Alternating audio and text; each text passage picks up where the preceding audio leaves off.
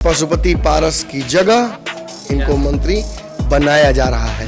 RCP Singh को लेकर भी फाइनल वर्डिक्ट आ चुका है। अमित शाह के लिए बड़ा घाटा का सौदा हो सकता है। कुर्सी है मिनिस्टर की, इस पर भी दावा ठोका जा सकता है चिराग पासवान के द्वारा। नमस्कार, भारत लाइव देख रहे हैं आप। बिहार में एक बार फिर से चिराग पासवान को लेकर चर्चा शुरू हो गई है। सबसे पहले चिराग पासवान की वो शर्तें बिहार की सियासत में घूमी और अब खबर यह है कि चिराग की सारी शर्तें मान ली गई हैं। किसी भी वक्त चाचा पारस की छुट्टी की जा सकती है। ऐसे में चिराग पासवान का वो जो 3 शर्त डॉक्टर साहब ने सबसे पहले बताया था, तो आज चौथा शर्त पर उन्हीं से चर्चा करते हैं और चाचा पारस की कैसे छुट्टी होने वाली है। सबसे पहले तो आपने चर्चा की थी कि चिराग पासवान ने 3 शर्त रखा है। जी, शर्तें तो चिराग पासवान ने रखी थी, उसमें से कई शर्तें ऐसी थी जो कि भाजपा भी अब इत्तेफाक रखती है उन बातों से। तो शर्तें नहीं, सलाह भी उसे कहा जा सकता है। जैसे कि चिराग पासवान का पहला शर्त था कि नीतीश कुमार की वापसी एनडीए में किसी भी हालत में अब नहीं होनी चाहिए। मतलब ऐसा ना हो कि फिर नीतीश कुमार पलटी मार जाएं और उनको भाजपा सरकार बनने के लिए बिहार में अपने साथ कर ले।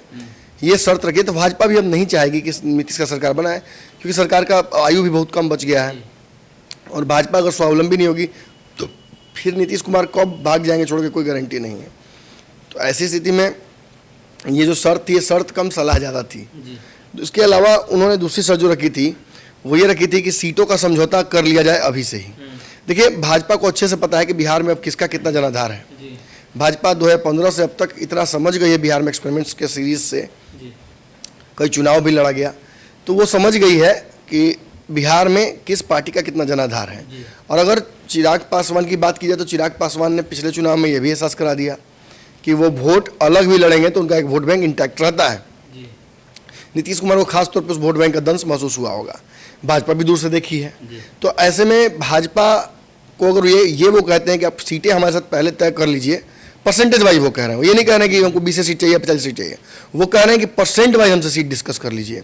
20%, 30%, 40% जो भी आपको देना है हमें अभी बोल देता है कि हम उस तरीके से तैयारी करनी शुरू कर दें। बाद में हम अपने, ऑब्वियस ही बात है, आप अगर अपने लोगों को टिकट नहीं दिला पाएंगे तो पार्टी में टूट होगा ना। जी, बोल दिए तैयारी करो, आप फिर वहाँ से टिकट नहीं देगी भाजपा, तो फिर तो टूट हो जाएगी और ऐसी स्थिति में फिर जो विरोधी ताकत है चिराग पासवान के, वो हावी हो जाएंगे।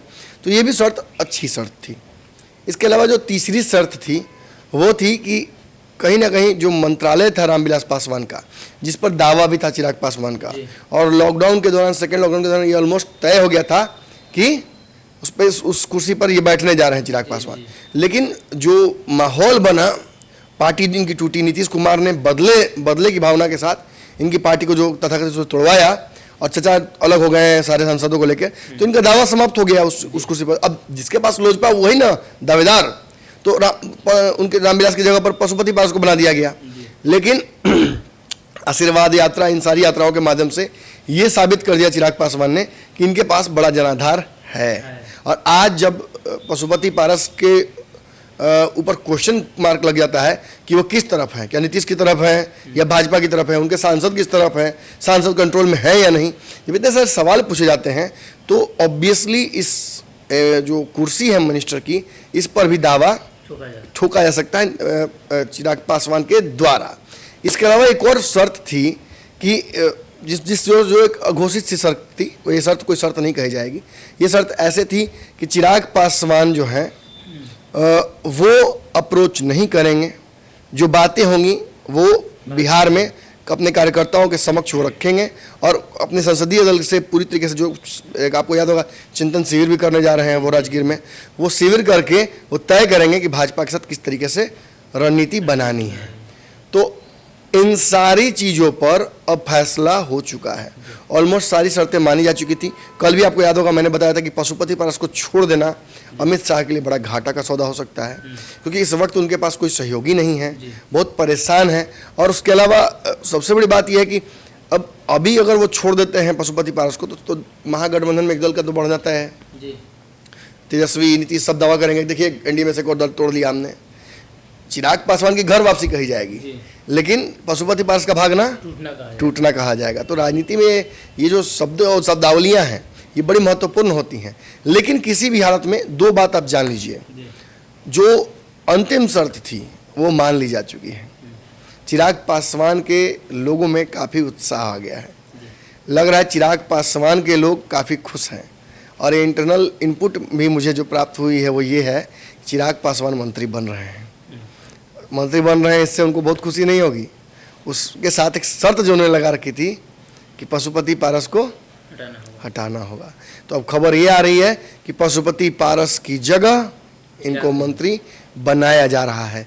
पशुपति पारस को किस तरीके से भाजपा साइडलाइन करेगी, क्या उनको बैठाएगी, क्या उनको कोई और मंत्रालय देगी, ये कैसे होगा, ये देखना होगा। एक और सवाल है, जैसे दो जो मंत्री हैं भारत सरकार में जिनके पास अतिरिक्त 2 मंत्रालय का भार है, एक तो आरसीपी वाला और एक और है, तो क्या उन्हीं दोनों में से चिराग को एक दिया जा सकता है? चाचा को शॉर्ट टर्म के लिए रहने दिया जाए 24 तक? ये तो आप जान लीजिए कि इसके बाद अभी जो चाहे और हम करेंगे। आरसीपी सिंह को लेकर भी फाइनल वर्डिक्ट आ चुका है। आरसीपी सिंह को एक टास्क दिया गया है, उस टास्क को कंप्लीट करने का उनको रिवॉर्ड मिलेगा और वो भी मंत्री बन रहे हैं।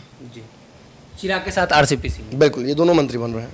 तो कहीं ना कहीं चिराग पासवान ने जो शर्तें रखी थी वो शर्तें मान ली गई हैं और आने वाले दिनों में चिराग पासवान मोदी मंत्रालय में शामिल हो जाएं तो ये कोई बड़ी बात नहीं होगी। इसलिए चिराग पासवान ने उस पर दावा भी किया था, उन्होंने कहा था कि ये हमारा हक था, इसलिए कि 20 का चुनाव 19 का चुनाव साथ लड़ा गया था और जब साथ लड़ा गया तो मंत्रालय जो रामविलास पासवान को मिला था तो उनका मंत्रालय तो उन्हें मिलना ही चाहिए। ऐसे में अब आरसीपी सिंह को लेकर भी खबर आ रही है। ऐसे में अगली खबर में हम चर्चा करेंगे कि आरसीपी सिंह को लेकर क्या खबर है और क्या काम मिला है, क्या रिवार्ड मिलने वाला है। अगर ये वीडियो पसंद आई और वह बिहार के राजनीति और बिहारियत से सरोकार रखेनी तो सब्सक्राइब बटन दबा के चैनल के सब्सक्राइब कर ली। ओजे एगो घंटी बा, ओकरा बटन दबा देला से कुल सटीक और मारक खबर रुआ मुफ्त में मिल जाई। अगर रुआ पत्रकारिता के हमनी के नया प्रयोग में सहयोग कर चाहतानी तो ज्वाइन बटन दबा दी। पेटीएम नंबर नोट कर ली 9386816700। धन्यवाद।